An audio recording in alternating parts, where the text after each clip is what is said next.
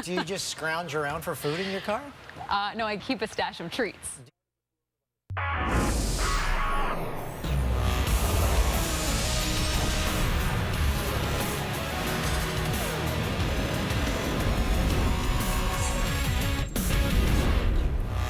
Hello there, welcome to the show. You know Dan, I am Lindsay, filling in for Jay, and yes, Canada, I eat a lot of chocolate. I have a stash in my car.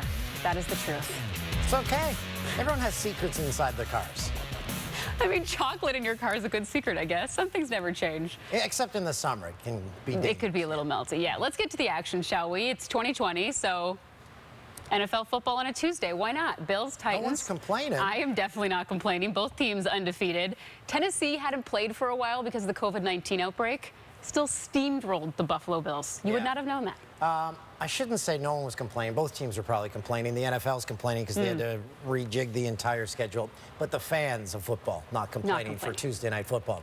Tennessee's only practiced twice in the last 16 days after 24 members of the organization tested positive for COVID-19. More than 8,000 fans in attendance for Tuesday Night Football. Sunday, Monday, Tuesday, Wednesday, any place, anytime, anywhere. Let's go. First set of downs for the Bills on 3rd and 4. Josh Allen's very first pass attempt off Andre Roberts' hands. Picked off by Malcolm Butler. Allen's second interception of the season. Brought back to the 16-yard line. In quarter, Derrick Henry takes the handoff. This is the clip making its way around the internet because of the stiff arm to Josh Norman. Norman playing just his second game of the season. A 50-pound difference between the two, few inches as well. The play was called back, though. We consider whether or not he wanted to play again. What did Henry think of the game? Play. I've been doing too many curls, so I gotta lay out the arms. Hitting the gym. Late in the half on 1st and goal. Tannehill keeps. And, yeah, he's got tons of it. Runs it in. He almost injures himself celebrating the touchdown, though, as he lands awkwardly on his right leg. Tannehill, 4 total touchdowns in this one. Titans up 11 at the half. Late 3rd quarter. Josh Allen and the Bills driving. Back to Tom McCarthy. Allen threw just 1 interception over the first 4 games. 2 in this one, both by Butler. 4th quarter. Titans up 12, 4 to play. And Henry runs in his 2nd touchdown of the day as the Titans, in the battle of undefeateds, they remain undefeated. As they take it 42-16. Titans start 4-0 for the first time since 2008. And Tennessee scores 122 points in their first 4 games, most in franchise history. By the way, this was just the 2nd Tuesday Night Football game in the NFL in the last 70 years. The last one, 2010, Philly played the Vikings because of a blizzard in Philly. All right, over to baseball. And on paper, the Dodgers were the favorites, making their 4th NLCS appearance in 5 years. But expectations and reality don't always align. Already down 1-0 to the Braves Tuesday morning, Clayton Kershaw was scratched due to back spasms, sending the Dodgers into complete scramble mode, and meaning rookie Tony Gonsolin is making his Major League postseason debut. Let's see how this one goes. Game 2 of the NLCS, Braves-Dodgers. Here we go. Gonsolin stepping into a big role, first inning, gets some help from his defense. Marcell Ozuna with a grounder up the middle. And check out the play by Chris Taylor. Woo! Makes a diving stop. Guns him out at first. Gonsolin, a perfect first inning, striking out a pair. Bottom half, 2 on for Will Smith, Austin Riley. Nice pick at 3rd, and Freddie Freeman just able to keep his toe on the bag there. Nice play on both ends as Atlanta gets out of the inning unscathed. Top 4 we go. Freeman doing it with the bat. Takes Gonsolin for a ride to deep right field. Freeman homering for the 2nd straight game. It's the first hit Gonsolin allows. The 2-run shot, making it 2-0 Braves. Meanwhile, Christian Pache getting his first postseason start. Top 5, man at first.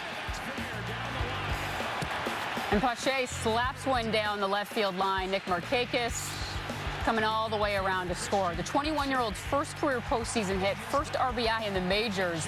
Kicks off the 4-run inning to give Atlanta the 6-0 lead. Top 9, now 7-3. Ozzie Albies just clobbers one to left center field. It's the second straight game with a homer. Check out Mark Melanson here. In the bullpen, makes the grab. Now, you may recall he caught Albies' ninth-inning homer in Game 1. Does the exact same thing in Game 2. Bang, bang. Melanson has now caught more homers than he's allowed all year. 8-3 Atlanta. How's that for a stat? But in the bottom half, Melanson in to record the final out, but Cody Bellinger just going to rip one into right field. Will Smith, he comes in to score. RBI triple for Bellinger. Means the tying run is just 90 feet away. A.J. Pollock trying to play hero for L.A., but Melanson induces the ground out to end the game. The Braves, hang on. They're just the third National League team to start the postseason with 7 straight wins as they take the 2-0 series lead. How's that for honesty? Yeah, the positives, they won. Rays Astros, ALCS Game 3. Houston down 2-0. Jose Altuve had 2 errors in the Astros Game 2 loss. Manager Dusty Baker worried about his second baseman. That's weird to say, but you just hope that he isn't, getting the yips, because, invariably, they come in bunches. Everything comes in bunches. Errors, hits, homers, everything. And I just told him to flush it. Bottom one, Altuve's first at bat of the game. Multiple signs with no one on base. And just in case anyone's watching. oh wow, that one was up there. Up there. Finds the seats. Altuve now into a tie for 7th on baseball's all-time postseason home run list. Wow. Astros up 1-0. 2 batters later, Alex Bregman. 2 men are out. Well, that's deep to center. Kevin Kiermaier's there, though. He's running out of room. Jumps at the wall. What a catch. Kevin Kiermaier. Bottom 3. 2 on for Carlos Correa. Kiermaier, another fantastic inning-ending catch, saving at least a run. He was hit by a pitch in the 6th, later left the game. Top 6. Grounder right to Altuve. His throw to second, off the mark again. Chuck Knobloch. Altuve's 3rd throwing error of the series. 2 batters later, bases loaded for Joey Wendell. Wendell's very fast, tough to double up. Sends it into left. That's going to score a pair as the Rays take the lead. Tampa has scored 5 runs off Altuve's 3 errors in the series. 2 batters later, Hunter Renfroe. Bases loaded. And that's a little Texas leaguer. 2 more runs coming to score as the Rays on the verge of going up 3 games to 9. On a day an NFL game was moved to a Tuesday night due to a positive COVID test, 2 huge names, both at the top of their sports, on different sides of the ocean, each testing positive for COVID-19. According to Portuguese Football Federation, Cristiano Ronaldo has tested positive for COVID-19 and will miss Portugal's Nations League match against Sweden Wednesday. In a statement released by the Federation, Ronaldo is said to be well, without symptoms, and in isolation. The rest of Portugal's squad underwent follow-up tests Tuesday, which all came back negative. The 35-year-old last played in a 0-0 draw against France on Sunday. And on Monday, he posted a photo with his team at dinner alongside the message, "United on and off the field." This is Ronaldo's upcoming schedule, now doubtful to play for Juventus when they travel on Saturday, and his status for next Tuesday's Champions League match against Kiev is also in question. And in a statement released by the PGA Tour, Dustin Johnson has also tested positive for COVID-19. The world #1 is withdrawn from this week's CJ Cup in Las Vegas. Johnson was administered a test after he told tour officials he was experiencing symptoms. Now, Johnson hasn't competed in an event since the U.S. Open in September. All right, we are just getting started. Still to come on the show, bad news for the Bruins as David Pastrnak and Brad Marchand are out long term. Will they miss the start of the season? Details next.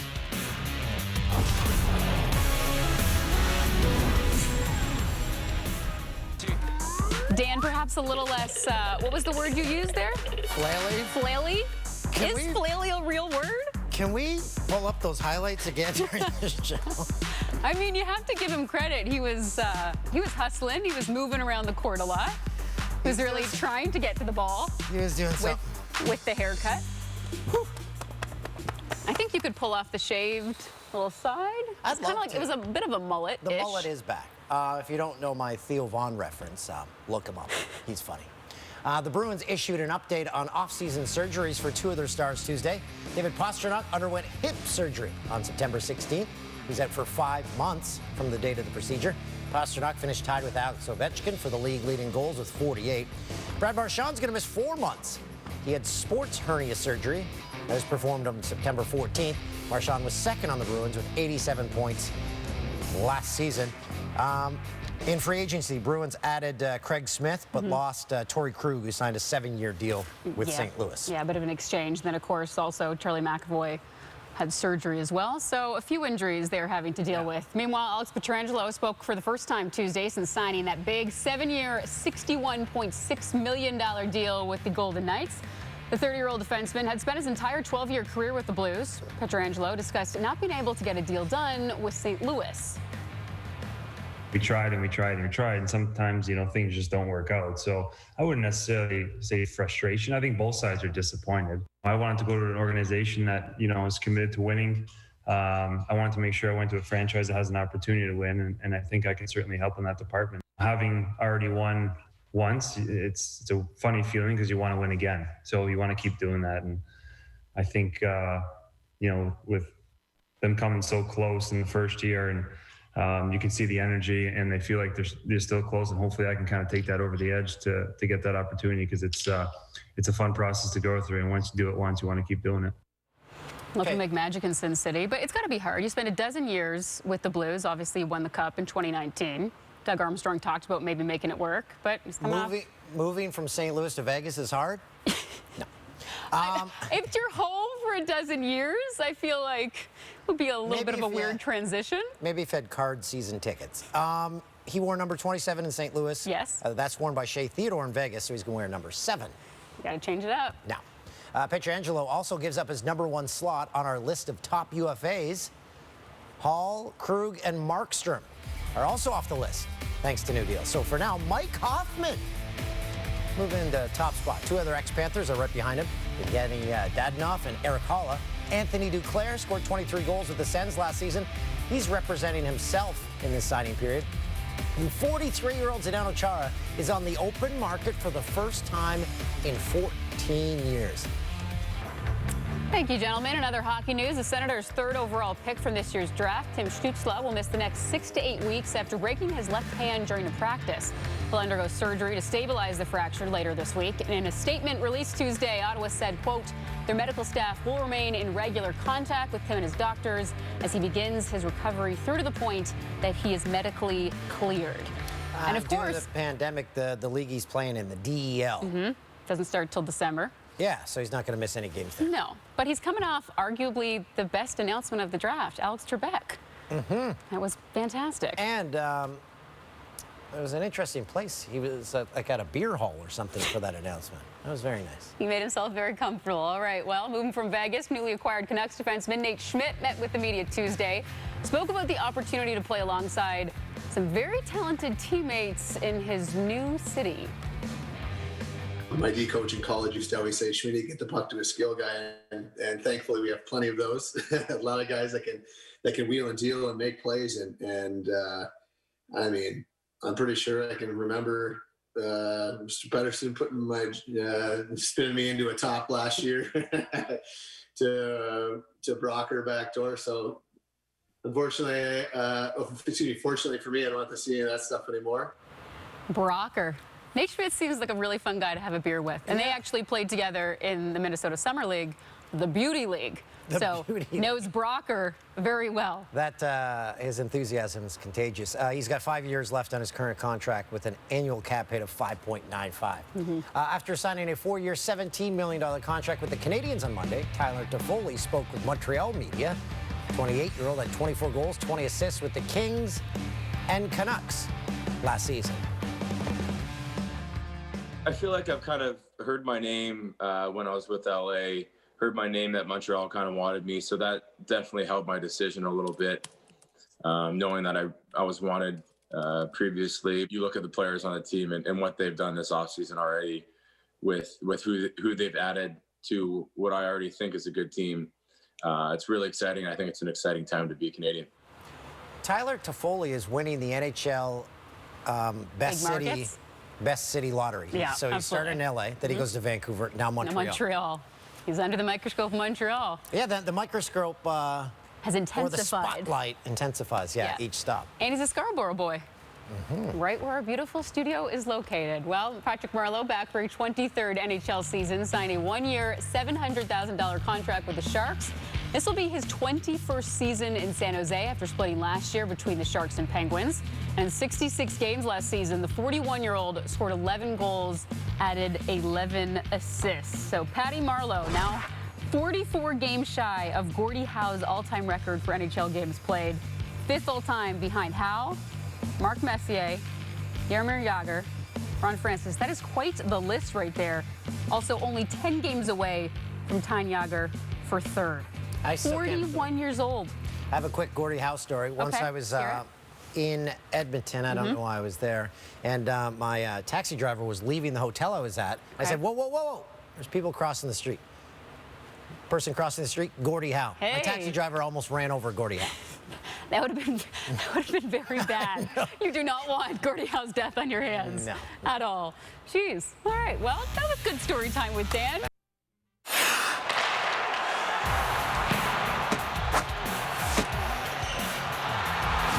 Who delivered? Presented by McDelivery. Ian Anderson went 4 scoreless innings for Atlanta on Tuesday night. He becomes just the second player in MLB history with at least 4 scoreless innings in their first 3 postseason appearances. The other was Christy Matheson in 1905, as Anderson continues to deliver big time. Big time. Well, the New York Jets released running back Le'Veon Bell. The former All-Pro was in the midst of another frustrating season in New York since signing a 4-year, $52.5 million contract last year. Bell has averaged 3.3 yards per carry, which ranks 51st out of 53 qualified runners in the NFL during that span. And Dan, right after the news broke, Bell first tweeted out the prayer hand emoji. Then he tweeted out, "Got a lot to prove. I'm ready to go." He made $28 million in 18 games with the Jets. You did the math on what that works out to per game. If you carry the 4, add the 7. With your quick math. And then divide it by 8. $1.6 million a game. Wow, that was super speedy. But I mean, this was an experiment that just was never going to work out. Patriots head coach Bill Belichick spoke Tuesday as New England prepares to host the Broncos this Sunday. Patriots have had no new positive COVID-19 results for 2 straight days.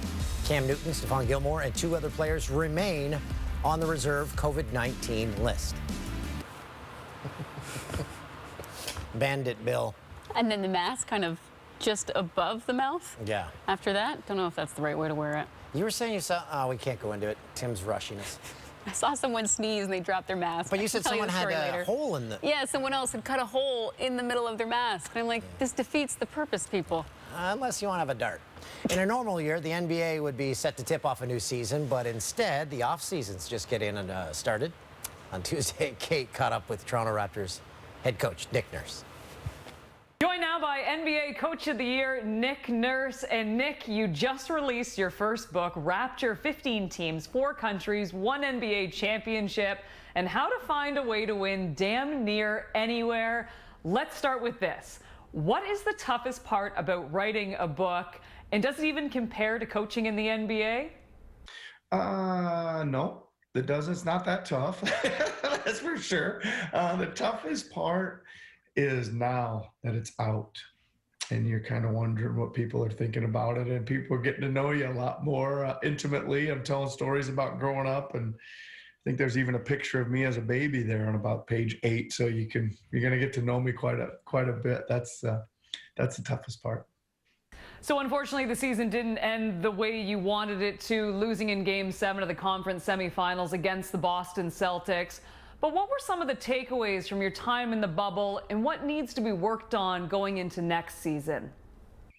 Well, I don't know. I'm still trying to kind of get my head around this season. I think that how much weight do you put into the stoppage of play and all that stuff? Because we were really rolling. I mean, we were rolling when March 11th hit in the stoppage of play. I think we'd just come out of winning 4 straight out west and against some good teams, and some of those were pretty comfortable wins. we felt really good about who we were and where we were going. We played okay in the bubble too, but not great. I think every, to be honest, we didn't play to our capabilities, and if we would have, we probably would have, got past Boston. They were very good. I think the series was tough and it could have went either way. But okay, we look at where we're going. Same. Let's figure out how we can get our guys that we have under contract better, and expand their roles and get them better, and then let's figure out, where we can maybe improve the team. Other than that. Thanks, Nick. Enjoy the off season. Thank you. Good friend of SportsCenter with Jay and Dan, downhiller Manny Osborne Parody announced his retirement from competitive racing Tuesday. The 36-year-old Canadian living legend from North Vancouver is a 4-time Olympian and winner of 11 World Cup medals. He attempted to qualify for the 2022 Winter Olympics in Beijing, trying to come back from a crash at Lake Louise that shattered his tibia and fibula. That sounds so painful. Yeah, one of the Canadian cowboys. He's going to be missed. Time for the Jannies. Let's hand them out. Shades of Bill Ranford. Alex Bregman sends a deep fly to straightaway center. Kevin Kiermaier mentioned he left this game after being hit by a pitch. Rays ended up winning it. They're up 3-0. They might sweep the Astros. It was quite the grab. Derrick Henry, look to be cut off on the run here. Then look at this. Sends Josh Norman flying. Now that is a stiff arm. The play was called back for offsetting penalties, but he just got his full body force right there. And for the second straight night, Ozzie Albies homers in the ninth. For the second straight night, Mark Melancon makes the catch in the bullpen. And Mark Melancon is pumped up. Oh, man, I wonder if his post-game interview will lead to post-game tirades, because we always try to predict what the next top 10 will be, because I think it's going to be post-game sound bites or something. You called it? All thanks to Mark Melancon? Okay, we'll wait and see. Stick around. Highlight of the Night coming up next.